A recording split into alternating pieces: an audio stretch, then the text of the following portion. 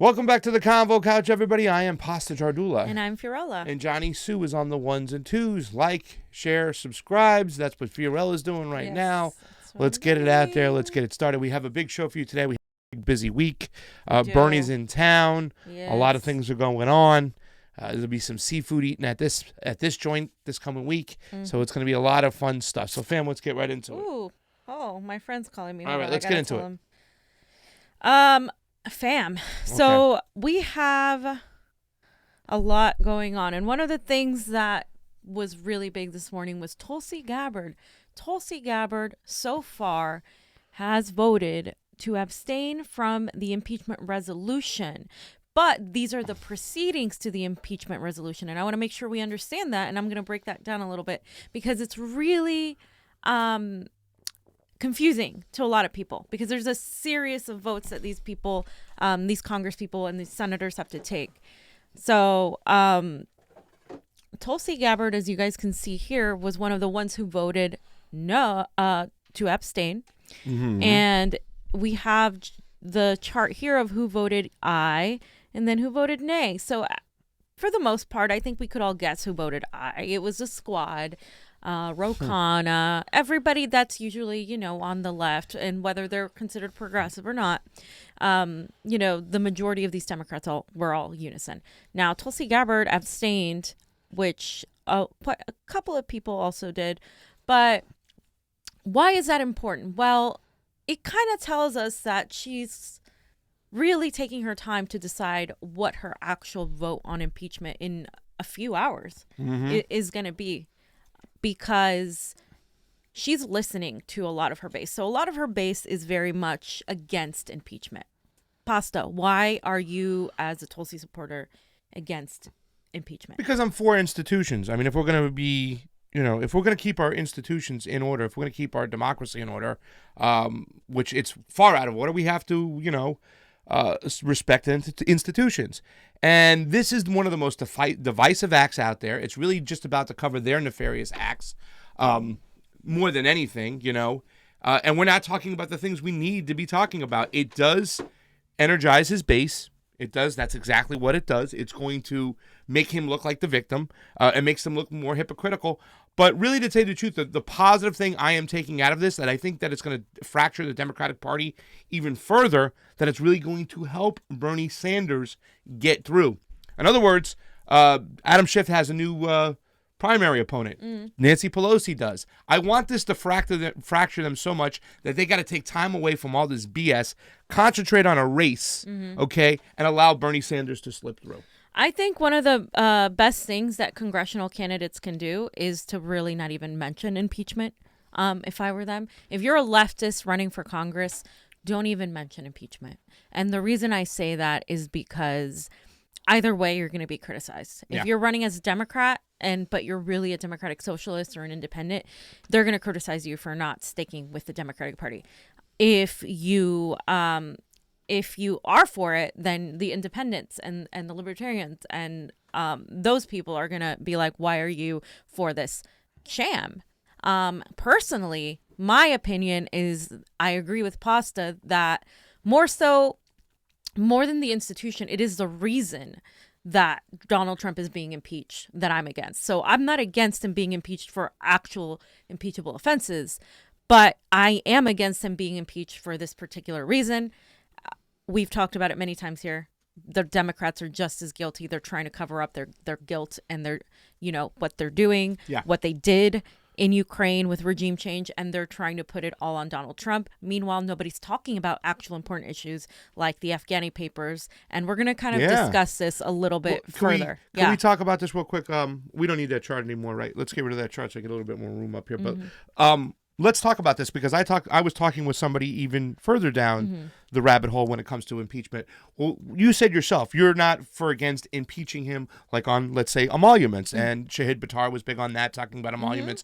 But as a person in the bubble, as a person who's politically inclined, don't you think it's wrong to impeach Donald Trump on emoluments first? Why would we do it when it's just about tribal lines? I mean, if you're going to impeach Donald Trump on emoluments, why shouldn't Nancy Pelosi, all the way down to Dick Cheney, be held accountable? Why Donald Trump first? Doesn't it look bad as a Democrat if you want to impeach somebody from the other side first, when somebody on your side is not being held accountable for the same nefarious types of acts? You could also say the same thing backwards, like, why are we just now going to impeach Nancy Pelosi? Why are we just now going to go after all these people? And the fact of the matter is because people are finally realizing a lot of things. After Bernie Sanders, a lot of these veils came out. And, you know, Donald Trump isn't somebody I'm going to die on a hill for. I don't think, I'm not against making an example out of him, but I do see your point, and I feel like we do need to go after, if we're going to impeach Donald Trump on any of these things that other presidents have done before, then we're going to have to go back and be like, look, this was wrong. What Bush did was wrong. Mm-hmm. We need to stop pretending that George Bush was some sort of saint because now he's not president. He got us into the most costly war, both monetarily and as far as lives, in the longest time since Vietnam. And you know, people like to ignore that. And I agree with you that they should be held accountable. That I am not really for pushing impeachment in general as my main issue, because what I see is that Donald Trump has done impeachable things for getting rid of the protection for Yemen. I think that is something awful. But again, you can go back and say, well, look what Obama did. Yeah. Well, look what was done under Hillary Clinton. Well, look what was done against. I mean, yes, but you're always going to have that argument. I think it could set a precedent, and I think more people would be willing to do it. That said, I do think that it is like making an example out of Donald Trump because of the Trump derangement syndrome.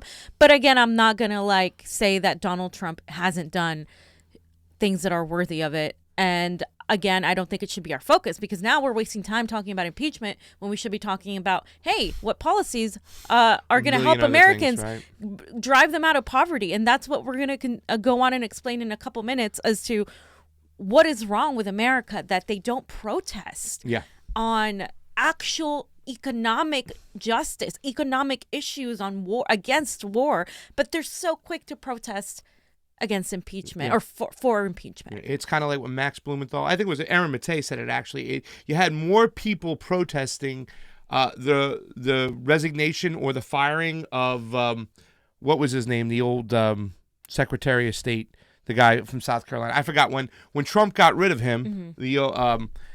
There was more protesting against that than there were the tax hikes that killed everybody. And just now you see there's more impeachment protests. The Daily Kos is sending me stuff. Hey, we got an impeachment party in your area. But nobody gets out for the Afghani papers when there's millions of lives that were at stake, millions of dollars, trillions of dollars. It's a shame. And I think setting a precedent now against Donald Trump looks more tribal and partisan than ever before. And I think we should just concentrate on beating him at the polls. I absolutely think we should concentrate on beating him. Yep. So we're going to continue that discussion. But real quick, Elizabeth Warren is another one that has made the news. Tulsi Gabbard for good reasons. Elizabeth Warren, however, because she is having this sort of love affair with the Obama administration. She tweeted this morning, "I'm grateful to have a support of these Obama campaign alumni and my fellow Obama administration alumni. Their work changed what we know is possible in our politics. Together we can win in 2020 and build a government that works for everyone." So first of all, the fact that she has this, she's bringing in neoliberalism again as to using neoliberalism to defeat whatever's happening now with Trump is ridiculous. Neoliberalism is what got us here in the first place, right? Mm-hmm. And so how dare you go and try to pretend that we're going to work with the same system that is literally causing all of our problems? It doesn't make any sense, Elizabeth. If you call yourself a progressive, how are you able to say that? And further, Obama was the biggest disappointment for many of us. Yeah. I voted for him, and he was a huge disappointment because we counted on him. We counted on him, we trusted him, and never again. So let me just kind of point out, Elizabeth Warren has been talking and endorsed by several Obama alumni, about 200 of them. And they had a signature gathering effort led by former senior Obama aides Sarah El-Amin and John Carson. Here's Johnny. And he was El-Amin was the national director of Obama's 2012 re-election campaign, and Carson was a national field director for Obama's 2008 campaign prior to joining the administration, both serving as executive directors of Organizing for America, this Obama grassroots organizing effort. And so the list of endorsers shared with CNN includes Robert Ford, an ex-U.S. ambassador to Syria, and Sean Carroll, a former senior official at USAID. So just so you guys know, some of these actual strategists and Obama alumni have also worked with the CIA. And these are the people that, that would be likely to support someone like Warren or someone like Pete Buttigieg, for instance. Maybe someone like Joe Biden. Well, most of them Joe Biden. But you're not going to find them anywhere near somebody like Bernie Sanders. You're not going to find them near somebody like Tulsi Gabbard. Yeah. You're not going to find them, even near someone like Andrew Yang. You're just not. And let's talk about this, because I have a question for you for this and stuff. Because you won't find these people close to these other people, but both Tulsi Gabbard, both Bernie Sanders, and 2015, 2016, and now too as well, they find themselves reluctant to attack Obama, and they stay a distance away. Well, that's the thing, is that mostly people think that Obama still was a great president. And I'd say the majority. People who are in our bubble definitely know that he wasn't. But that's the conflict. Do we? Here's the thing, and that's a big Jimmy Dore thing. If we go out and ask a bunch of people on the street, they're gonna be like, "Oh yeah, Obama was a great president." Yeah, but that's the thing he talks about. We have to face our past. We have to turn around and say that this was not okay. And a lot of people have that mentality. This is not okay. But every single time you try to push against that machine, you can have people pushing back against you. Even myself, I was told, like, hey, man, you just seem like another white guy attacking Obama. When my criticisms of Obama are totally different than the majority of those people who are of that nature. Yeah. So at what point do we push back? A lot of people get upset when Tulsi doesn't go after Obama, when Bernie might not go after Obama, but yet they still kind of like placate, or they're walking on eggshells when it's time to go after him, especially a moment like this. Well, as long as they're not doing what Elizabeth Warren's doing right now, which is, praising the Obama alumni. Yeah. Well, yeah, she's praising them to a way that, none of the other two have praised. But let's be very clear. The system is owned by the corporate oligarchs, by capitalists, by neoliberals like Obama. Unfortunately, some of those neoliberals like Obama make their way into progressive campaigns. They're gonna, in one way or another, influence them, and we've seen that with, some of Bernie's advisors being from the sort of centrist think tanks like Center for American Progress. Yes. We've seen that sort of influence creep in, and unfortunately, that's because the system that's always been there to push campaigns has never actually had a progressive movement like that to bring people from the grassroots. And that has to change. And we have to be the ones to push for that change. Yeah. But sometimes I think the reason why it is slipping in is because we were reluctant to go after and attack Obama on those policies for fear of getting attacked for other reasons. Right. And that's why I think it's still open and whatnot. The fact that we don't criticize, it allows us to let our guard down and let these people infiltrate even more. And that's a serious problem. That's why we have to deal with the demons of the past when it comes to Barack Obama. This is not okay. This is more telling of what and who Elizabeth Warren is, and that's establishment friendly, and she shouldn't be thought about as a progressive in any way, shape, or form. That's at this point, there's no justification with calling her a progressive. So that's good on the candidates, fam, but let's go back to impeachment, because I know this is the main issue. You love talking about impeachment, right? Well, no, we did a podcast with our friend Nancy, which was fun, because it really riled us up. Because I was really, really irritated this morning. I was so angry because America loves going to protest with pussy hats and going out there once a year, making them feel like, hey, I did my part. And then they go and they protest for impeachment, in favor of impeachment. They have these little impeachment parties. But they never seem to want to protest for actual things that matter. Yes. And what I mean by that is policy change, like they do in countries like we're going to talk about, like France, like they've done in countries like Spain, like they've done in Latin America. We don't do that. Yeah. We just don't. We do social justice issues, but with no way to implement them via policy. And I'm not dismissing some of these issues. As a woman, I'm obviously not going to dismiss the need for women to have equal pay, but I want that exactly. I don't just want equality via a more superficial way. I want equality monetarily. And how we get equality monetarily is by voting in policies that are going to help the working class as a whole, because women tend to be working class.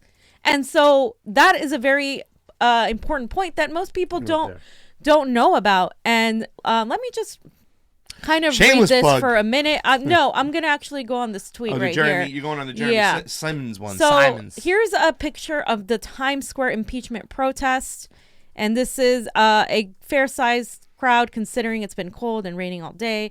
Impeachment Eve, hashtag Impeachment Eve, This blah, is blah, so blah, blah, blah. stupid. So this is that. Okay. So I also I want to show Michael Tracy's status because he said, similar to the Tea Party, the pro-impeachment, quote, movement has always been dominated by middle-aged white people. And I want to point this out. Is that Lauren Steiner there in the front there? Oh, stop it. It's her in the glasses there. No, And sorry. I want to point this out. No, Lauren is against impeachment. We agree. Now she is? No, she's been against it. No, the she's time for she's it. talked to me, she's been against it. All right. Well, then you turned you've done a miracle there because she was for it, and we used to argue about it. Oh, well, I don't know. So- With me, maybe. I don't know. But the point that I want to make this about middle-aged white people. Look, I'm not going to focus on that. But what I'm saying is, just like the protests in China or the protests in Ecuador, you can tell which protests in Venezuela, for instance, are funded by the establishment. Why? Because the people look a certain way. The people have a certain sort of luxury to these protests. You're not seeing the grassroots Bernie Crat, the grassroots Tulsi Crat, the people that are even communist, leftist, like. You're not seeing those people there. You're not seeing them go to impeachment protests. Why? Because they think it's a waste of time. Because they understand. I'm not going to speak for all Bernie Crats, because unfortunately some of them are pro-impeachment. But what I am trying to say is that impeachment does nothing for the working class. It does nothing but distract away from the issues we should be talking about and addressing. Wait a second. Isn't Donald Trump the big problem for all our problems? I mean, what was almost like shadowing what the Republicans, these crazy Obama was responsible for everything. And even to the point where I was like, hey, Obama needs to get better on this and that. Like, oh, come in. You guys are going to blame him for the weather? Yeah. You attack him for the white suit? Right. All the stupid shit. Well, now you're kind of mimicking The there. And once again, fam, we've talked about this before. If you're going to get out in the streets, you got to march for policy. You got to be Exactly. specific. You don't march just because it feels good. But that's all the Democratic Party has become. That's all they've become. Whatever feels good. So I want to point out, fam, that the Democratic Party is a party that, oh, yeah, Johnny, please show those pictures, because one of those said Putin's puppet, blah, blah, blah. One of those said Donald Trump is like Donald Trump. I mean, I don't really care what they say, but when they start saying things like Putin's puppet or something like related to Russiagate, I'm like, Jesus, the propaganda has worked. It's worked. You got a super chat? Yeah, Jack Sith, thank you for the super chat contribution. It is always appreciated on the couch. This is on the CONVO Couch YouTube. It says WikiLeaks and Assange on the impeachment docs. Exactly. Really? Oh, my Lord. Which, that's an area talking about our civil liberties. Why not? The keeper at the gate, the guy who showed us the truth, And sorry, go ahead. No, I was going to say, and Donald Trump could have been different and actually, protected Assange and protected free speech, but he didn't do that. And a lot of people thought he would be that guy, and he didn't do that. Oh. Naz Calito over on the MCSE network. Thank you for the super chat contribution, as it is always appreciated on the couch. Thanks, Pasta and Fiorella, for giving us some informative commentary on this impeachment process. Don't laugh at me. It's my okay. Brooklyn We all tongue, laugh at his. It got stuck my in my Brooklyn thing. tongue. Larry Alger's watching today too as well. Sorry. Michiko Sup, is Larry? here. Michiko. We love you. Gilbert Flores, a lot of other people. Joshua Pegg, looking good, baby, looking good. Steve Wilbrandt, as always, and Elizabeth Bergen, Netherland, with Dolores Peters. Nice. Next topic, fam.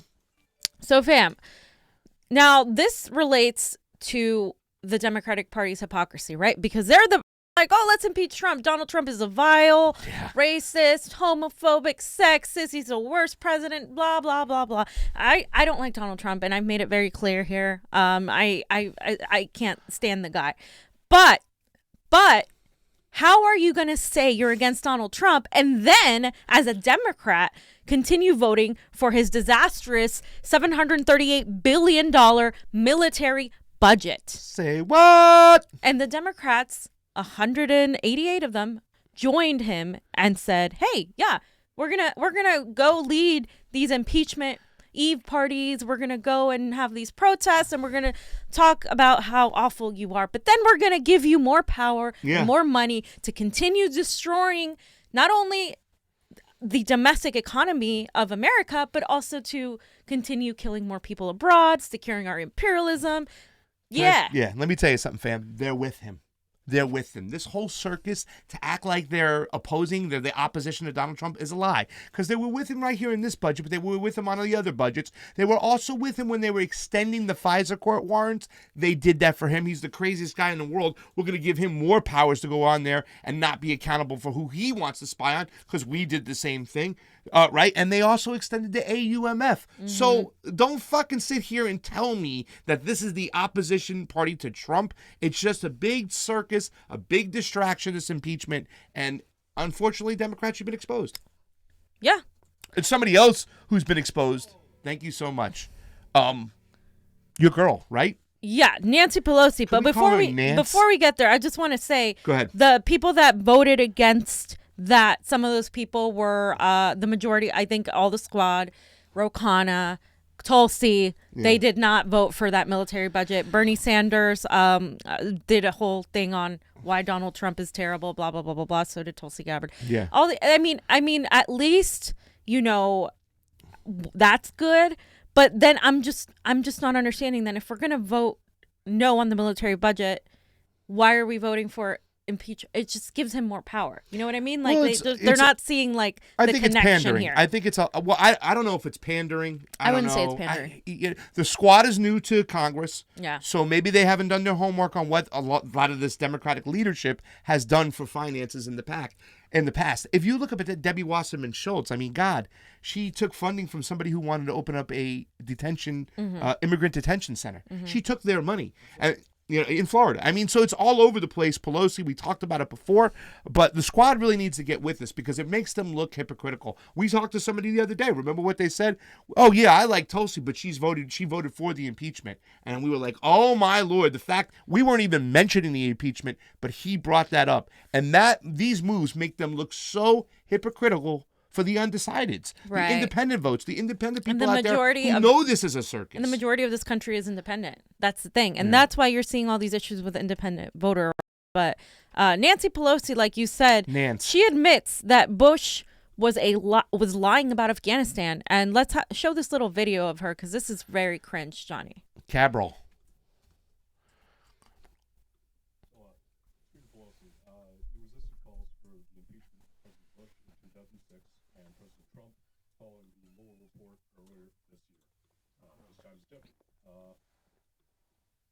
So, Speaker Pelosi, you resisted calls for the impeachment of President Bush in 2006 and President Trump following the Mueller report earlier this year.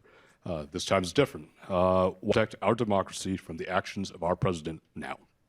Thank you. Thank you for bringing up the question about, because when I became Speaker the first time, there was overwhelming call for me to impeach President Bush on the strength of the war in Iraq, which I vehemently opposed. And again, it was in my view, not a ground for impeachment. Okay. That was, you can lie us into a war. It's not grounds for impeachment. Yeah, exactly. You can lie us into a war. That's okay, fam. It's not grounds for impeachment. It's ridiculous. This is why when they want to impeach Donald Trump for a phone call, it's ridiculous. I mean, I don't want to take the side of the Republicans or Donald Trump's side. For that matter. Yeah, but what's right is right, and they by doing this because of things like this, because of what Bush did, and she openly admits, I knew, and But you know, I just. She also knew about torture too, fam, and did shit about it as well. And you know, Exactly. it's kind of funny because we just got the message today that Shahid Buttar will be coming back on the show to talk a little bit more about his campaign. He is running against Nancy Pelosi, and I can't wait. I just want more than anything for him to get involved. For him to win the jungle primary, where she has to campaign this time, because last time all the progressives split the vote and a Republican made it in there and she didn't even have to campaign. And we'll go catch her. Yeah, that's right. But this time I want it to be different around. Shahid Buttar will be on this show again. It will be his third time on the show, and that would be great. So awesome. And so you guys, this is my point though. Like how can we talk, how can Democrats talk about impeachment when they refuse to do it, when they should have done it, and now they're using an excuse to do it? So what I'm saying is America needs to take to the streets and stand up for economic justice and for an anti-war movement. yeah, Because what's happening is that's not what we're doing. For example, this man named James posted on Twitter, Lemba. average out-of-pocket spending for a day in the hospital. U.S. is $1,013. Look at the difference between all those countries. Austria 22, Germany, Sweden 11, Estonia 2, Norway free, Denmark free, Canada free, Italy free, UK free. Oh, not for long. Portugal free, Spain free, Israel free, even Israel. Iceland free, and Poland. And they'll pay for your cab fare too, home on most of these And we countries. fund Israel. So we fund Israel to have health care, but we don't get it we don't ourselves. get it. Okay. All right, got it. That Your makes a tax lot of dollars sense. gives them free health care, but you don't get it, ladies and gentlemen. Yeah. And so what I really want to point out too is I have this tweet here. Shameless plug now. This is the shameless plug Got now. it. See, Okay, fam. okay, We could boomer. shameless plug yourself into anything. Oh, I do. I know. I just like to. I love when you say it. Shameless plug. Shameless. So But you hit it on the nose. Well, yeah, we need to take to the streets for healthcare as a human right, for solving our housing and homelessness, for economic justice by billionaires and corporations, election integrity, no more war. And if I had more room, I would have added for freedom of speech, Yeah. / civil liberties, the censorship, all Yeah. of that. And we're not going to have an actual revolution until we do that. Yeah. And I say that because Bernie Sanders is the first person that always talks about this kind of thing. He's like, it's not me, us. When I get in there, if I get in there, that's when the work begins.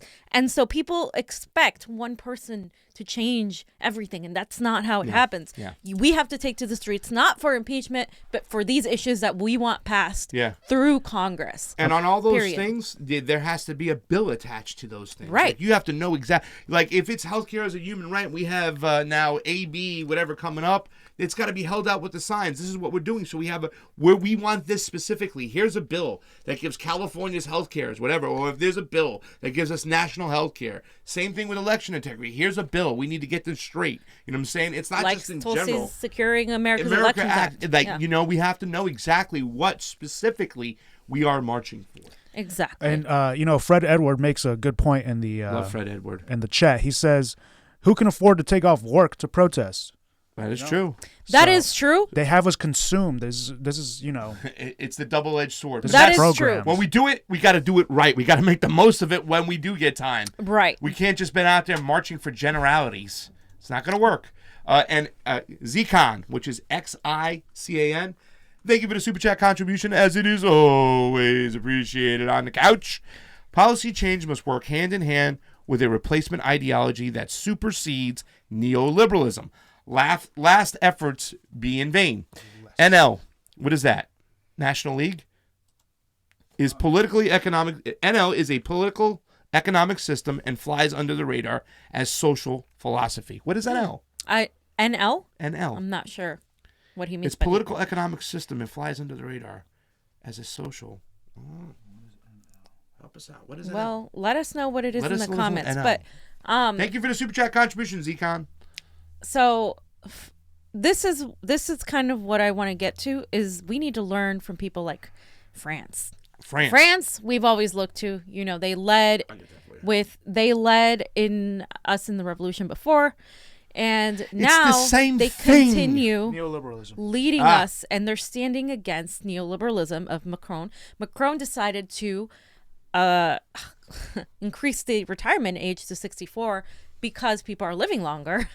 And now, he's like, no, you guys have to work longer, and we're going to cut your pensions, which is something that's been happening across Europe. And people said no. Eiffel Tower. Guess what? So you see in France, they're marching for economic injustice because they want economic justice. They're not marching because Macron said something that was, insensitive yeah. What does that get you, you guys? I'm sorry. What is that? If you think I'm insensitive, but what does that get you? It doesn't get you anything. And the way they're doing this is amazing. So someone mentioned about Fred Edwards mentioned about we can't, afford to protest, but how are they doing it here is that they are helping each other out. They are all on the same page. They're united, and they're for this cause. The Eiffel Tower employees walked out. The subway metro employees walked out. Everybody from every sort of profession joined in on the protests, on the massive protests that there are in France. And they haven't stopped. And they haven't stopped. And they're in Bastille, which obviously is historic, storming of Bastille. And I mean, to me, that's revolution. That is what needs to happen in America. Yeah. But America has excuses. America's afraid. America will go to march for impeachment, and they won't do that for economics. Yeah. Look at what they're doing to us. They're making us pay ridiculous amounts for medication. They're making us pay ridiculous amounts to for criminal injustice. Like if you get arrested, you have to pay this ridiculous bail. You need all of these things. I mean, it's ridiculous. Yeah. And the poor keep getting poorer, and the poor end up paying more than the rich. And it's this perpetual system that until we do something about it, until we care about economic Gotta eat 'em, fam. injustice, we're going to continue doing it. We need some fried macaron rice, or a fried macaron soup, or a braised macaron filet. I mean, we have to do something like this because they haven't stopped. And by watching our Western mainstream media, you wouldn't know that there were protests going on that have not stopped. The Yellow Vests have not stopped. They've been at it, and they're specific of what they want. And I'll bet some of these impeachment rallies are probably funded by some of the establishment too as well. They are. They so had when you a talk little about thing, with the little website. So they get the money there and whatnot, and financial people will fund this to make it look like because that's the thing. It's like that whole thing when everybody starts standing up. Everybody else starts following suit. They don't know why they're standing up, so they try to do this whole impeachment process where they put all this money. Oh, we better get in the streets. There's a lot of people getting in the streets. We have to go out there and defend our democracy. Give me a break. It's a big distraction, and that's the thing, Fred Edward. We just got to make the most of it when we can do it because we are overconsumed. We are overworked. We're a paycheck away from being out in the streets, so we're scared. They got us by the cannolis, but we got to find a way to persevere and get out there. Cannolis. Oh, but we have to. But what to Fred Edwards' point is like if we're gonna do this, it has to be agreed upon, and everybody has to do it because when everybody's in the streets, what are they gonna do? Fire everybody? Yeah. You know what I mean? Exactly. And it's that kind of thinking that we have to organize. We have to organize. Thank you so much. We got 134 people watching on the Convo Couch YouTube. A great show today. A lot of stuff to cover. The holiday season is upon us, and we are working hard. Thank you to all our Patreons, too, as well, who have helped us out. We got a lot of you guys now. You guys have been piling up. Anthony Allen, thank you for the Super Chat contribution, as it is always appreciated on the couch on the MCSC Network YouTube. Donald Trump, thumbs down. Tulsi Gabbard, thumbs up. Tulsi 2020. Will Bernie fight for election integrity? Fam, I'm going to let you answer that because that's one of the areas where a lot of people who are upset with Bernie Sanders is because they're. I have made it pretty clear that this is one of the issues Bernie Sanders has not been as good on, and I think it's fair to say that. And I think it's more so the campaign and certain people in the campaign than him.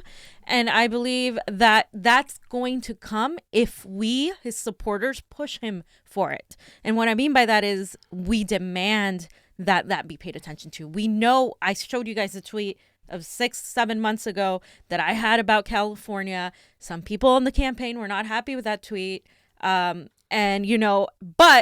fast forward to now, that tweet and all of these things that are happening in California with independent voters, with a bunch of people in other states are very, very true. And more people are realizing, hey, we need to pay attention to this. We need to organize. We need to figure out how we're going to have our people watch, how we're going to combat this, because we can't afford to lose. We cannot afford to lose. The only way that Bernie Sanders doesn't win this presidency is if they rig it against him. Yeah.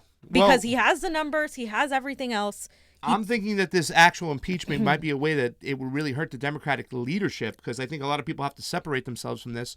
I didn't like Bernie Sanders' tweet today when he said Donald Trump is the most corrupt president of all times and stuff. Yeah, I didn't hate like that that either. shit. I really do, because to me, George Bush is by far the worst president ever. Whether he was manipulated and he didn't know what was going on, that's not an excuse. George Bush, to me, was the worst and what he got us involved with. And then you have people like Hillary Clinton rubbing elbows. And don't get me wrong, Barack Obama did awful too as well. Ronald Reagan was pretty bad too. Ronald He Reagan won a was Peace awful. Prize. What's that? But he won a Nobel Peace Prize. Yeah, right. I know. Right? Please. But I think as we get into this whole process right now, we have to start talking about it. A lot of people are saying impeachment is good for Donald Trump. It's bad for Donald Trump. I think we have to start analyzing the ways to beat Donald Trump. Because I often think about when Donald Trump did get elected. I said, well, what are the positive things, hoping for something to get out of it? And there are three areas, I think, where people in the middle and independents will talk about Donald Trump, or that's the reason they will vote for Donald Trump or not vote for Donald Trump. And the problem is not just what is really going on, it's the way it's being framed, the way it's looking in the mainstream media, because the mainstream media doesn't do a job of really attacking Donald Trump where he should be attacked. When he's looking powerful is where he actually has some weaknesses. Exactly. So I want to go over this whole thing on how to beat Donald Trump, because just recently in recent news, there's now another kink in the armor. And I think it needs to be exploited, but nobody's talking about it, because why? We're talking about the stupid friggin' impeachment. So, with the election coming up, it's time to take a look at what is helping and what is hurting the Don. And here are three areas where Trump can pick up a lot of independent voters. And I want to talk about this. And the first one being anti-war or being a non-interventionist. And despite having the biggest defense budget of all times and using that money to unjustly bomb Syria, as well as ramping up the bombing in Afghanistan, Donald Trump is going to frame this as this being a continuation of Obama and Bush's war. And I put this article up on the Forbes, and you can see it right here, plain and simple, that in 2018, the U.S. has never dropped as many bombs as Afghanistan as it did in 2018. In other words, they almost tripled. By 75%, they amped up the bombing. And yet, Donald Trump gets to look at it. And I put this up right here. But the worst part of that is, if it ain't Tulsi or Bernie on that debate stage with Donald Trump, Donald Trump can attack any establishment candidate from the left on foreign policy, because the Democrats themselves support the position on regime change and intervention. Venezuela, Hong Kong, Bolivia, just to name a few. This is an area where the left should be able to pound Donald Trump into submission, but they can't. Why? Because they suck. Plain and simple. There it is, fam. And I want to talk about this because we talk about this often, that Donald Trump is not the non-interventionist that he gets made out to be. However, to his base, to everybody out there, he hasn't started a new war. Everything we talk about, even with Venezuela, Barack Obama, and there's footage out there of Max Blumenthal going on a show and saying, why did Barack Obama label Venezuela as a military threat? So he's continuing the wars, is what I'm saying. Well, yeah, he's continuing their wars, but that's also not. I mean, I think we have to make very clear to people that, a lot of his supporters that want to pin him as an anti-interventionist, that continuing Obama's wars isn't what he said he would do. He said he would not do that. He said he would be the anti-interventionist. So even if it was started by Obama and then previously by Bush, then okay, great. So can you do what you said you would do? And he hasn't done that. And so we need to stop with this idea that Donald Trump is this non-interventionist, because like Pasta said, he's actually escalated in places like Afghanistan. He helped with a coup, tried to push a coup in Venezuela. Look what happened in Bolivia with Ted Cruz and his little guys being involved in this sort of coup. That's his coup now. Exactly. That's his coup. That's his intervention. Bolivia belongs on the hands of Donald Trump, and it's up to us to get that out here, because the mainstream media, Bill Maher, when he had Tulsi Gabbard on, he says, you're like Donald Trump, you're a non-interventionist. That is how the mainstream left is spinning this in a lot of ways. Okay, they are saying that he never started. I think they said he's the first president in like the last 7 to not start his own conflict or something like that. But he's continuing that, and that was before Bolivia. Yeah. but he's continuing on these wars, and he's going to frame it like that. He's like, these senseless wars that were started by Obama, I'm trying to get them out, but the military-industrial complex doesn't want to let me.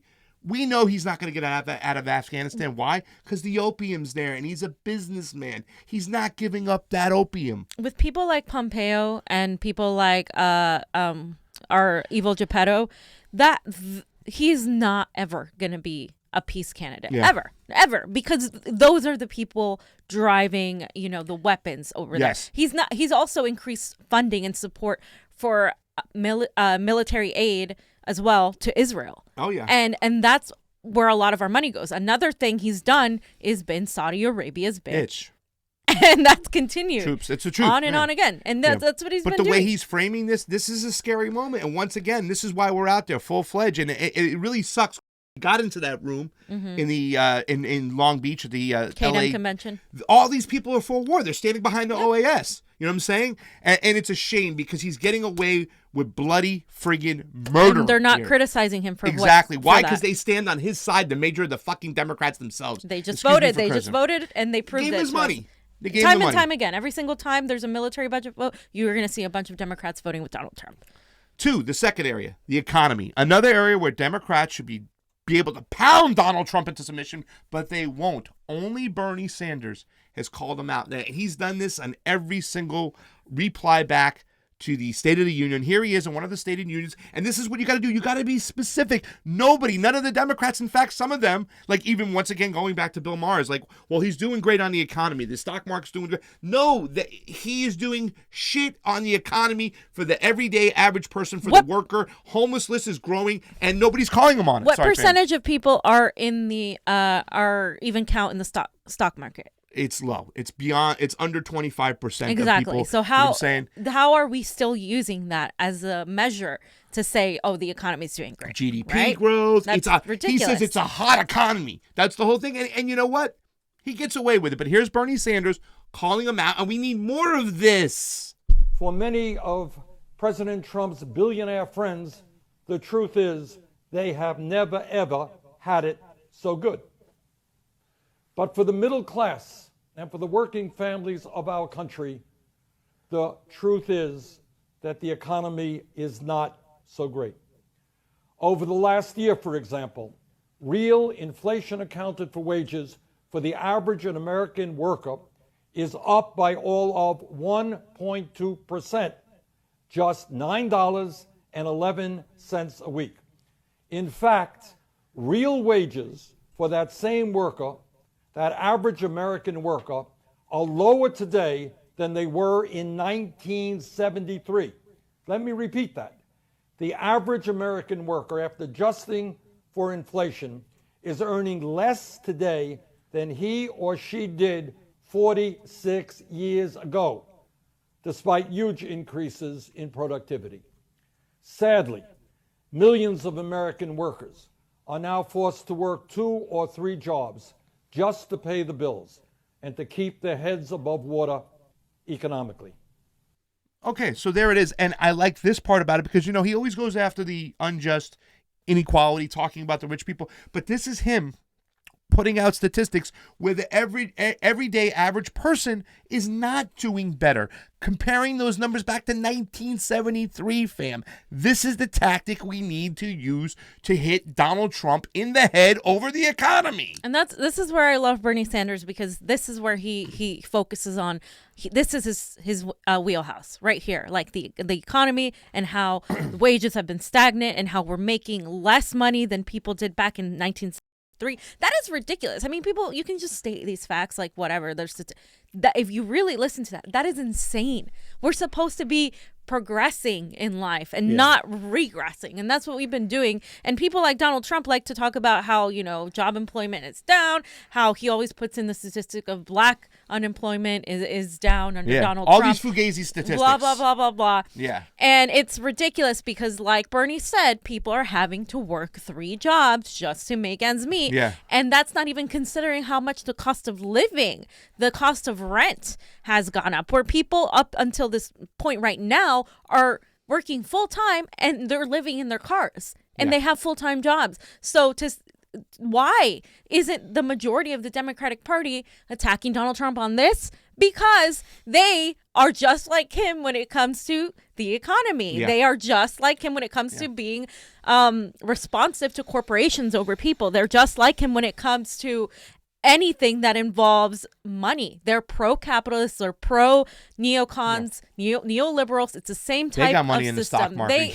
They want to keep their seats cushioned. Yeah. They don't care about the working class. Yeah. So they can't attack him on that. And I'm going to finish up. We'll finish up the section number 2 before we get to the super chats. But Tom Steyer also said at the KDM convention in Long Beach, and this caught my ears too as well.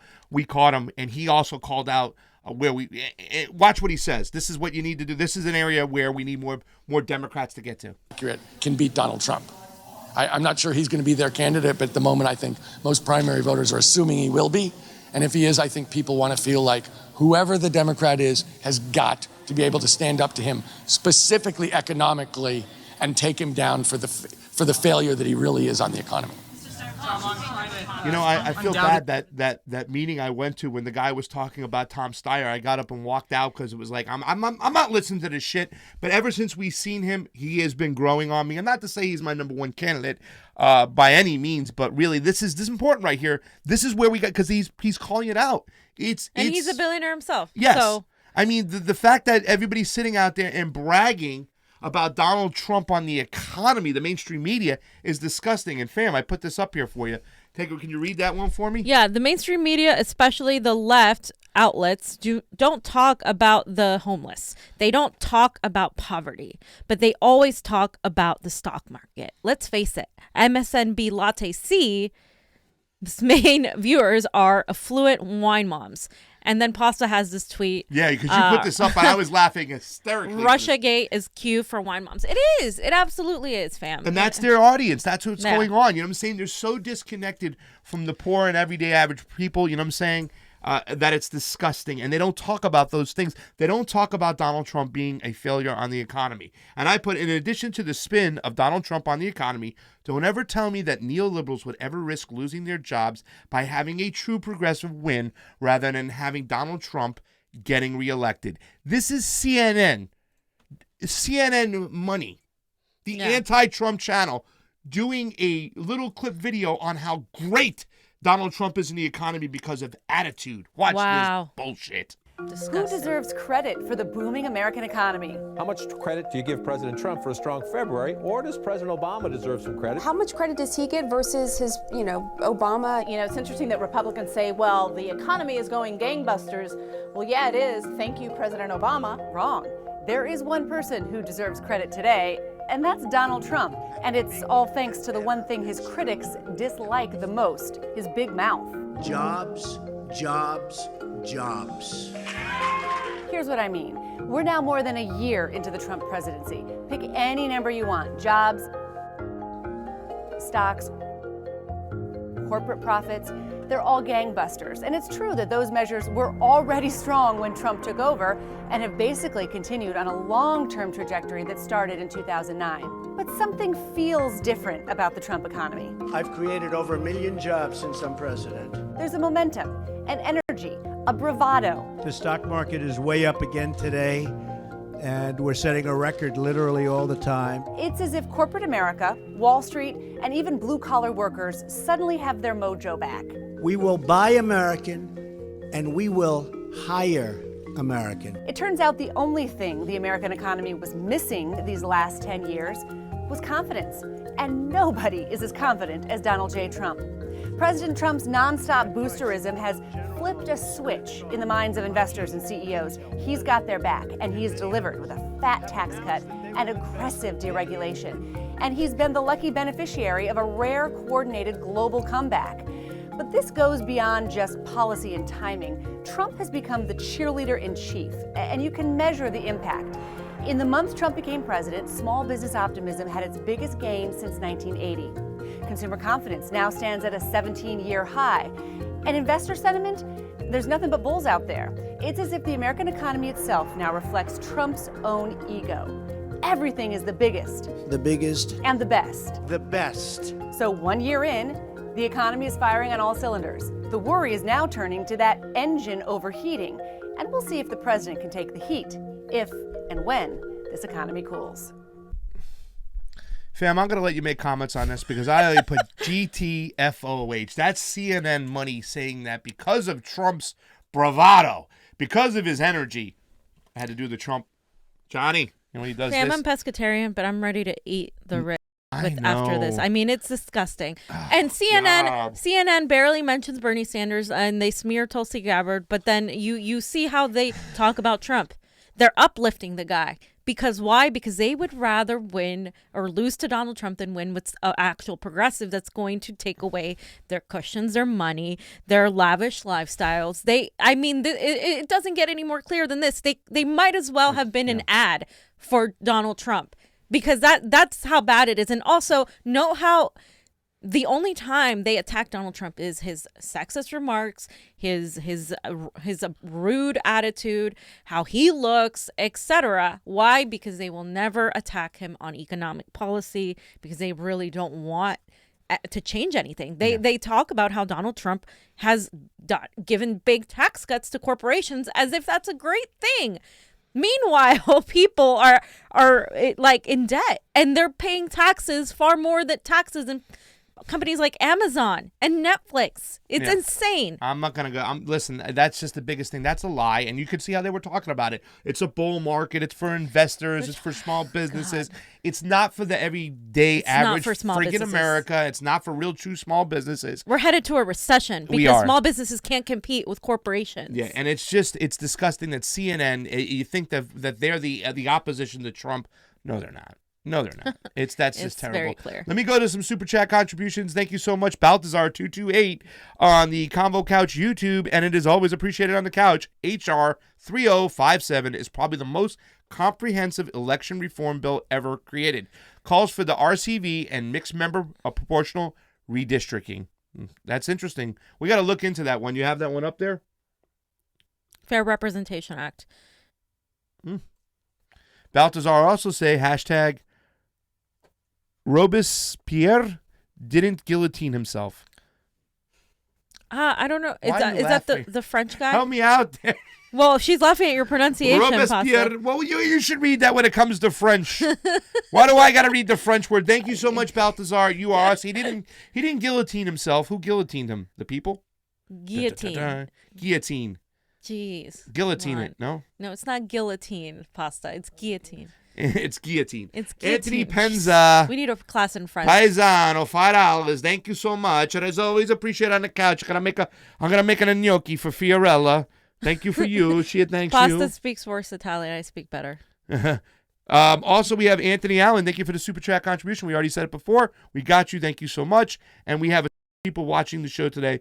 Thank you so much. So now, fam, in the news is why we did this whole segment. This whole song and dance I wanted to bring in has a connection to what really happened just recently. Trade. Okay, this is a serious kink in the armor that has been exposed. And I don't know why we are not seeing the Democrats take advantage of this. When it came to all these things, when the independent voters, they were like, okay, well, maybe he'll do good for the economy. Maybe he'll be a non-interventionist. Also, trade. His whole ideology on trade. A lot of people who don't understand trade, and neither do I. I've been doing a lot of research on it, and I did a lot of research in the past. I watched a lot of Max Kaiser to understand what was going on, and he explained a lot of things, and a lot of things from Ben Swan. So let's see. This is Ben Swan breaking it down. We're not going to run to the whole thing. We'll start it off, and I'll tell you when to stop. But a serious kink has happened when it comes to trade and Donald Trump, and I don't think people have realized this is an opportunity to go after him because he failed miserably. Let's go. Phase 1 of the U.S.-China trade deal is apparently in full swing, and billions more in tariffs were averted overnight. But one economist is saying Trump's economic policies are making America weak. Paul Krugman, a New York Times columnist and well-known economist, says that POTUS's Phase 1 trade deal with China has accomplished almost nothing, going on to say American consumers and farmers bared the brunt of this trade war. So joining us to break it all down, investigative journalist Ben Swan. So Ben, what do you make of Paul Krugman's criticisms of Phase 1? Should we take them seriously or should we disregard, given Krugman is known to have a liberal slant? Yeah, well, certainly Paul Krugman does have a liberal slant. But look, when we look at the numbers here, and we focus on the numbers as we do on Boom Bust, we know that this trade deal has not been everything that the president had said it would be. And certainly phase one has not accomplished what the president has said it would accomplish. Look, as you mentioned, about $160 billion in additional new tariffs that would have gone onto Chinese goods was averted overnight. So that's a very positive thing. Certainly for American consumers, it's a good thing. But when we look at what's ultimately happening right now with this trade war, all the things that were promised, that China is going to buy billions upon tens of billions more in agricultural products from the United States, that is not happening. It appears so far that the U.S. is saying about $16 billion more per year in 2020 and 2021 than we've seen in the past. That would take us to roughly about $40 billion in agricultural purchases. But the Chinese are not even agreeing to that. They're just saying, we'll see. We'll see what the numbers shake out to. So it's not a good sign. It seems like there's a lot of spinning going on to try to make it look like it's a win. It doesn't necessarily look like a win. Yeah, now you and I have actually discussed. Okay, so there it is. What had happened, these other tariffs were set to take place coming up, and it was going to really be a strain on the economy. We haven't seen the war yet for us as far as when it comes to the tariffs and stuff like that. But we're talking about that these that were gone into play, we might have seen them every day. Now, who was affected were the farmers throughout this country, really, especially the soybean farmers, whatnot. I think we saw a video of Tulsi Gabbard talking to somebody in New Hampshire or whatnot about the trade war has hurt them, because now that America can't sell their apples over to China that they were selling within the States, and all these small businesses were folding because now they can't compete with the big farms that can outbid them and sell their apples at a much cheaper price. So it was actually hurting a lot of farmers within the United States. But working our way backwards, I think the reason why this was a positive thing going into Donald Trump's his first term was the fact that he understood trade in a different way than, let's say, Obama did, or politically where Clinton gave us the NAFTA agreement. What Donald Trump, his whole theory was called mercantilism, okay? And it's a theory that explains Donald Trump's trade war. And we have it right here. And there's one insert I took about this. Max Kaiser would say it's neo-mercantilism because Donald Trump was really forcing it on far. And what it is, and here I have a little passage, I want to read what this is. The idea was to maximize the value of your exports and minimize the value of your imports in order to increase wealth and the amount of wealth your country had. So in other words, we have all these other countries going around doing different things. They're working on different monetary systems, but you value what you got going in over there high, and what's coming in you devalue. Therefore, you essentially bring up the finances of your country as a whole. Okay, so in other words, their products will be very cheap, but your products will be more expensive over there. And that's the method he tried to use. And it says this was accomplished by preventing imports of finished products by means of tariffs, the promotion of domestic manufacturing, and the strict control over the money supply. Now, this is another thing. He targeted his tariffs over there was a plan to try to bring back manufacturing in the States. Therefore, you can only bring over bulk items, and then the rest of the manufacturing will be done in the United States. It didn't work out. These policies were best, and it talks about where they were best expressed in France by Jean Baptiste, and that's where he got this whole theory from. So what he did was, and a lot of people said this, at least Donald Trump is trying to do something when it comes to trade. He's just not bending over the way the TPP was proposed, that Hillary Clinton and Barack Obama and NAFTA. He tried his shot. The only problem was, is that the Chinese waited it out. They're more methodical. And I put this up right here in closing. Donald Trump's attempt to reset the trade policies came up short, and American farmers paid the price. Unfortunately, the Chinese are better at chess than Donald Trump. They play the long game and are as patient as can be. Donald just lost his queen. However, will the Democrats seize the opportunity and use this major blunder to hurt Trump in an area believed to be by many as one of his strongest? Okay, fam? This is a big kink in the armor right here. He essentially failed playing bluff, playing chicken with the Chinese. And now, backtracking, we've even got a little bit less than what we started from. And the Democrats, again, won't attack him on this because they support even worse policies. They support neoliberal policies like the TPP. And they are, if they were smart, they would actually be like, oh, hey, look, we're going to change Trump's disastrous trade policies. We're going to go and help the farmers. We're going to go and campaign in the Midwest and talk about how we can employ our farmers, how we can give them tax cuts, how we can focus on how they can rebuild and make more money, how we can, use new industries like the new industries like in Green New Deal, whether it's hemp or whether it's other industries, solar, and help our farmers cut costs using these new industries. Instead, what they're doing is once again focusing on the emotional aspects of why Donald Trump is so bad. And also, too, like you said, their policies when it came to NAFTA, when it came to TPP, it's like it's either, what do you want, the frying pan or the boiling water? You know what I'm saying? Donald Trump took a shot at something by trying to use neo-mercantilism to enrich his country. Now, it might not have worked, but a lot of people are going to view it as, hey, man, he took a shot. But now right here, he failed. He fell down. And the Democrats can't attack him on it because why? Their policies are just as bad, if not worse, when it came to NAFTA. So people have to be educated on this. They have to learn about what's going on. And the reason it didn't work, too, is because it's mercantilism was flourishing under a more actual laissez-faire economy. Our economy, contrary to what economists believe, is not a laissez-faire economy. It is a oligarchy where corporations control everything. So once you have the corporations pretty much controlling the market, it is no longer even a free market to begin with. So therefore, mercantilism under John Baptiste is not going to work.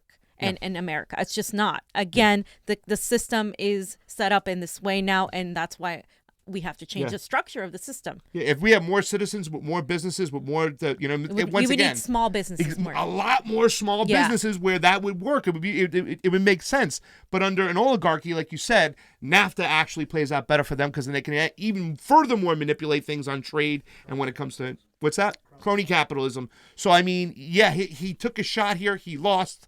And he should be called out for it. But once again, the Democrats don't know how to go after Donald Trump. They don't know how to attack him. And therefore, they will lose on this one when it's a serious kink in the armor. Also, a little extra fuel to the fire. The other day, Trump denied the Armenian genocide. This is a move now, fam. You play chess as well.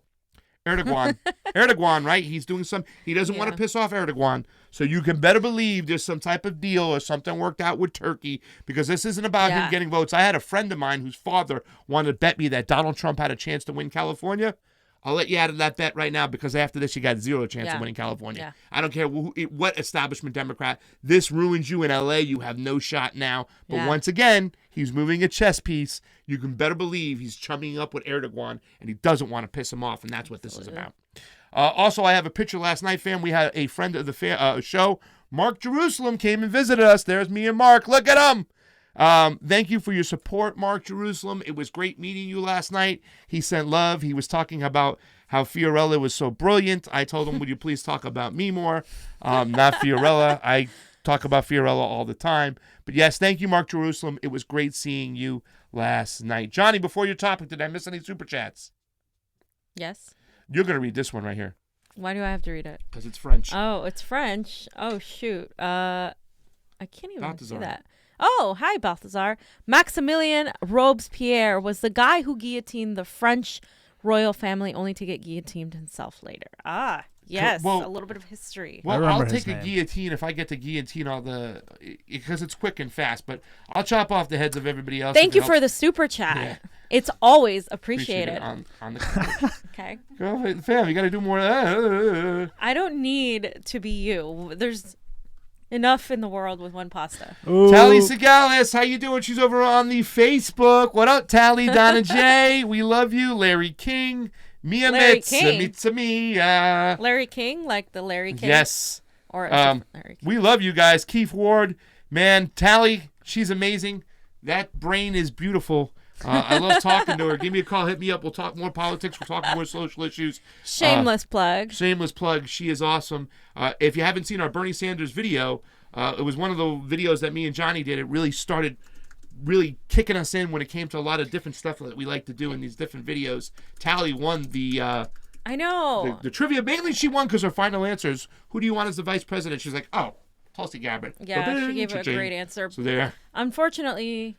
I'm so sad you might not be at the AOC Bernie rally Saturday, but I will. Johnny, let's get going with your stuff because you have a little thing to prove. Real quick, here's our video. She is. Show that there. Tally Segalis, she won. This video was really fun to make, ladies and gentlemen. I would definitely recommend watching it. Fun. Bernie. And she's wicked smart. And there's a lot of people who are wicked smart. There's Wicked one person who smart. didn't get one question right, though, too, as well. She's like, Wicked smart. Bernie Sanders wrote a folk song? And my face is just... If you're a Bernie fan, you know. We got one more before we go. Jay Bird. Okay. Let me hear it, Pasta. Thank you for the super chat contribution. Oh, God. As it was always Really? appreciated on the couch. Come on. Come on, Jay Bear. Oh, real quick, let's shout out Twitch. Twitchies. Come on, baby. Let's do the Twitchies. Twitch. Johnny beat me in hockey. last night, Salts but he Bowls, Feet Meat Fire, Hyman Stocks, cheated. Chaos How many peeps? Evase. We got 3 viewers. 3 Woo! viewers. We love you, 3 viewers. Thank you so They much. said we need to interact with them more. Yes, we will interact with you more, but F Jeff Bezos. We'll get back on, I promise. Okay. So what do you got, Johnny? All right. So yesterday I saw Bernie made a tweet. Mm-hmm. Did Bernie lie about Tulsi's voting record? Woo. Woo. Now, to be fair, he didn't mention her specifically. Woo. He made a general statement. Woo. But yes. Yesterday, Bernie made this tweet. It says, Congress just passed the $738 billion defense package. We spend more on defense than China, Saudi Arabia, Russia, India, UK, France, Japan, Germany, South Korea, Brazil combined. Which is insane, and I'm glad he's saying that. We need to fundamentally change our priorities as a nation. Absolutely. But he got a lot of backlash for this statement that he makes here. I am very proud that I am the only candidate in the Democratic primary to have voted against all of Trump's defense budgets. All right. So, yes, what I wanted to show is that statement has gotten a lot of backlash from Tulsi supporters, including this tweet from Terrence McNulty. He says he is knowingly lying to the voters of the United States. Tulsi Gabbard has also voted against all of Trump's defense budgets. The entire Sanders campaign knows his claim is false. There's also another tweet by @NoMoreWars2. Mm-hmm. Says hashtag Bernie is lying. Tulsi has voted against all of Trump's defense budgets as well. Got them all listed. They provided links here, so we're going to take a look. He said military budgets. I think the defense budget is the specific thing. No. It's the what is it? Because there's different National parts of Defense it. Authorization Act. Right. For fiscal year. Yeah. For fiscal year, yeah. So that's the budget. So we have all the receipts. Let's just take a look at the receipts. I want to thank No More Wars for gathering the links. 3 of the links are correct, but 1 of them is not. So I went and found it. But the 2017 one is correct. So we can look here. This is a government track, which gets all the info from congress.gov. But they, lay it out in a very nice way. So we can look here. If we go down to Hawaii in 2017, we've got Tulsi voted no. 2018, National Defense Authorization Act for fiscal year 2018. Again, Tulsi says she voted no for all of them. Yeah. no, right? Didn't I'm they just showing the abstain for one receipts. of them? I'm showing the receipts. Got it. HR 5515, John S. McCain, National Defense Authorization Act for fiscal year 2019. I think they named that one after his death, He died that in 2018. But again, Tulsi voted no. Nay. So, and then at No More Wars 2 references the last link, and it's a reference to this one. And at first I thought I was incorrect because, it's S-1790, which is not a House resolution bill. But I looked it up. S-1790 is the Senate votes. And this is on the question of on agreeing to the conference report. The conference report, if we didn't know, what is a conference report? A conference report refers to the final version of a bill that is negotiated between the House of Representatives and the Senate via conference committee. It is printed and submitted to each chamber for its consideration. So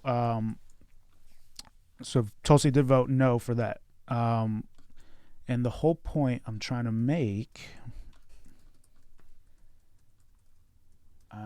That's some good research there. Thank you. I didn't fucking... That's the thing. We work and then we go do more work. Like I was doing that whole Trump thing last night. I was going over a lot of stuff trying to cover my tracks. Johnny was working on this here. I also want to show, okay, so she voted no on the final version, right? Yep. But on HR 2500, National Defense Authorization Act for fiscal year 2020, which is the same as the other ones that I've shown, she voted no vote. No vote. No vote. Abstain. She abstained. Yeah. Almost like today's vote, fam. And I kind of want to make something really clear about this one. This was really interesting. Here's a graph, and it shows that 220 Democrats, only Democrats, voted yes for this defense budget. The no Republicans in the House voted for the defense budget. So that was really interesting. There was probably something in the wording in the literature, because I think she got something involved, like almost an amendment in this, and that's why she abstained. So does that mean it's kind of inconclusive because she did, for that specified one, abstain? Yes, I was going to think that when I first did this research, but then it turns out, Surprise, motherfucker. Bernie also did a no vote for the last Senate one. Yeah. So his statement's almost a little false. And no vote meaning he abstained. He abstained, didn't do a firm no. Oh, just like Tulsi on this last one. Okay, so I think they're both busy as hell on the campaign trail, and they just didn't vote. Well, yes, I remember that. Actually, I would like to see them take a strong no, but they both voted no vote. Well, no, I actually remember this. I think we talked about it because I remember Tulsi was being smeared as saying she voted for it, and we had to correct in a few shows back that she didn't vote for it, and we showed it, but it was AOC. People were saying there was one where it was like different parts of it. HR 6157 was department is the one that they always bring up. HR 6157 Department Appropriations Act. Yes, which is different than the. Yes, that's what it was. Than the Authorization Act. Yes, correct. It says it right here. It says the federal budget process occurs in two stages: appropriations and authorizations. This is an authorization bill, and the other one's the appropriations bill that they always get her at. The appropriations had a specific. It's interesting that she voted for the appropriations bill. I thought. Let me see. When we did it back then, I know she voted for money for the veterans, mental health or something like that. For veterans, it was a specifically targeted vote. That's why when it came a chance, she abstained too as well, because like she got literature in there, but then she abstained. I think it was a very, once again, that chess move, and you can kind of see Bernie kind of mimicking it. I wanted to look at it. So HR 6157, you can look at the provisions, the major provisions of the bill. Yep. The bill provides, the big ones were, the bill fully funds the 2.6% pay raise for the military. There you go.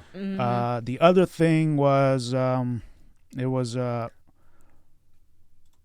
was it? Didn't like something about equipment, right? Like it was, the one I saw that was good was there's a lot of bad in this bill, I'll tell you that. Of course.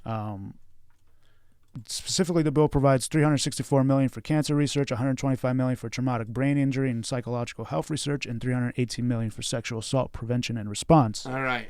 So that's like saying the money's going to go there. We have to somehow get some of it to go to the places we need. It was going to pass anyway. Yeah. Well, she didn't have to vote. No, she didn't have to vote yes then, is what I'm saying. But anyways, that's more money for cancer, psychological health, and that's great. I do have some qualms about the other funding, the Title VII related agencies, continuing the operation of the Central Intelligence Agency Retirement and Disability System Fund, the CIA Retirement Fund. Yeah, screw that. More money for spooks? Yeah. Fuck that. I was going to say that, fam. Yeah. Title VIII. Title VIII includes $500 million for Israel cooperative programs. An additional $47.5 million is provided in Title II for Israel anti-tunnel program. More money for Israel. Can't get a bill passed without that. Who voted for that? Tulsi did. No, who else? If I recall, there was several people that did. I'm not mistaken. It was 6157, right? Yeah. Okay. Let's see. Yes, nearly everybody. 137 Democrats, 222. Did AOC vote for that? This was in 2018. Oh, okay. So this was before her this time. was before them. Yeah. Okay. Yeah. Got it. I think Castro also voted for this. What about Ro Khanna? Yeah, Castro did vote for this. Ro Khanna does not show up, actually. Was Ro not in an office? He was there. Anyways, what the whole point but that is was the appropriation. I just want to show all the intricacies. you're not ever going to find a bill that will satisfy everybody. But I do recall Tulsi or Fiorella, you were explaining that she voted for this specifically for the pay increase to the military personnel. Yeah. But also that money that goes to all research, cancer, PTSD, all that stuff too as well. It's almost like an Amendment King kind of thing where the bill's going to get through, but what can you get? What coalition could you form to get certain things within that bill to help your people out? And that's what Bernie does that. Bernie did it for the crime bill because the what was it against the domestic violence for women. So I just want to say that, this is a bad, it's an incorrect statement. That I am the only candidate in the Democratic primary that voted against all of Trump's defense budgets. Well, that's now look, they cut it. Looking at it from a video editor point of view, they cut it like right there. He could have said other except for Tulsi Gabbard, and if you look at it, we don't know, but they cut it there. That's what I'm saying. Well, so I'm saying it's up in the air. Either he made a mistake or his campaign purposely did it. It's campaign. Well, this isn't again. Bernie Sanders has made it very clear that he is a fair man of integrity. He's not going to lie, but I agree that some people in his campaign, like I've mentioned, aren't necessarily fond of her. And they have made it clear that they have these centrist tendencies. For instance, who tweeted today? Donald Trump is the worst president of the United States. Who tweeted today about the Republicans being the ones that are, interfering, election tampering, interfering with our elections. And you'll see he did a post on Facebook too under Bernie Sanders where he was criticizing the Republican Party for interfering with our elections. And if you look at all the comments, it's a bunch of burners being like, it's not just the Republicans, Bernie. It's not just Bernie knows that. I know he knows that because he was an independent. I mean, Bernie Sanders is the guy that was like defending Castro, that was over there, talking with the Sandinistas. This guy, I know where he stands. His campaign, there has issues, and I feel like they need to start paying more attention to what people like independents are saying. You're not going to win by going after the centrist. They're not going to vote for you. They're still going to smear you. They're not going to give you the fair treatment ever. And that needs to change. So just to clarify, okay, I wanted to show this because I think the statement was incorrect from Bernie because Tulsi did not vote for any of the NDAAs. And I'm saying Bernie got a lot of flack from this from the Tulsi supporters. And but I also want to make clear the point that I think they still are working together.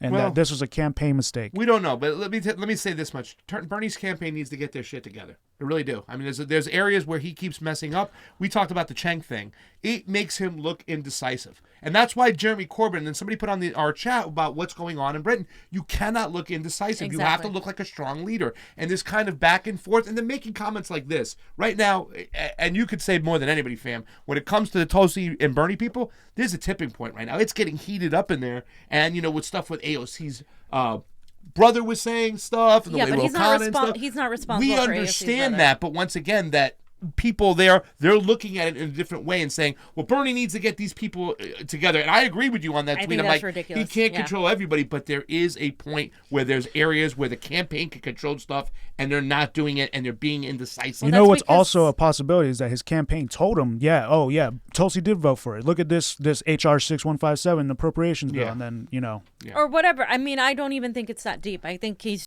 given this information to say, and he's saying it. Yep. He's trusting people to handle. He's got to look at these responses, though. These are not good. There's all the responses on there, not good. Same thing with the Republican thing, like with only blaming Republicans for the election stuff. Same thing with that. Yeah. And again, I am a firm believer that Bernie Sanders knows all, at least with the election stuff, he's very aware that it's not just Republicans doing it. He lived through 2016. He knew. He didn't just concede right away. Right. But there are people in his campaign who are advising him a certain way, and they are actually hurting his campaign. And that is what's happening. And I think his supporters need to not be afraid of criticizing him, need to not be afraid of pushing him more towards the left, to be more, to demand more, to listen to what his supporters are saying, not so much what an advisor or, a guy who used to work for Center for American Progress tells you, because the grassroots is what got him there. The grassroots is what's going to win this election for him, and that's who he needs to listen to. Touche. Johnny, anything else before we get to the Super Chat contributions? Nope. I just kind of let me say That's something good. real quick. Let's go on to the super chats. Yeah. Okay, so the super chat contribution, Bethlehem Tezefe, thank you for the super chat contribution. As it is always appreciated on the couch. I bet it's never a dull moment with Pasta. You did good, Fee, even though we love hearing Pasta say that. Much love to all. Thank you so much. Environmental Coffee House, thank you for the super chat contribution. As it is always appreciated on the couch. She says, or he says, or whoever says, check us out. We mostly cover climate Earth issues. Ooh, We have to okay. check you out. And we For have sure. another super chat contribution from Michael Ungerleiter. Ungy. Thank you for the super chat contribution. As it is always appreciated on the couch. Impeachment is going to backfire like it did in 1946. Like a 1946 Studebaker with a gas tank full of beans. P.S. Don't forget to like, share, and subscribe. Thank you, Ungi. Thank We you, love Ungi. you. And that Studebaker is backfiring, and so will the impeachment. We need to get away from this. I am very, very, very happy with Tulsi Gabbard's vote this morning of an abstention. I thought it was good enough.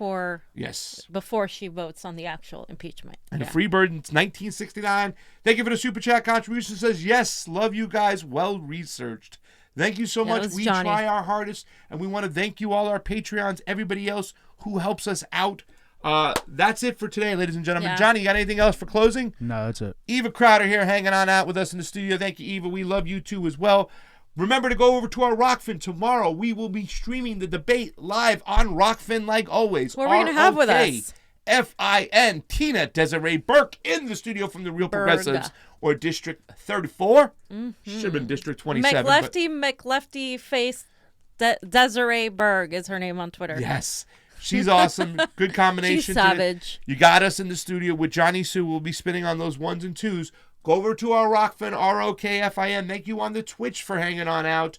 And thank you for our Patreons. If you got a few extra bucks, can help us out. We'll put it into play for Pasta Jardula. Fiorella. Johnny Sue on the ones and twos, and Eva Crowder in the studio. Combo out. Stop making Pasta say his little jingle, please. It's always appreciated on the couch. Johnny, how about a piece? Peace.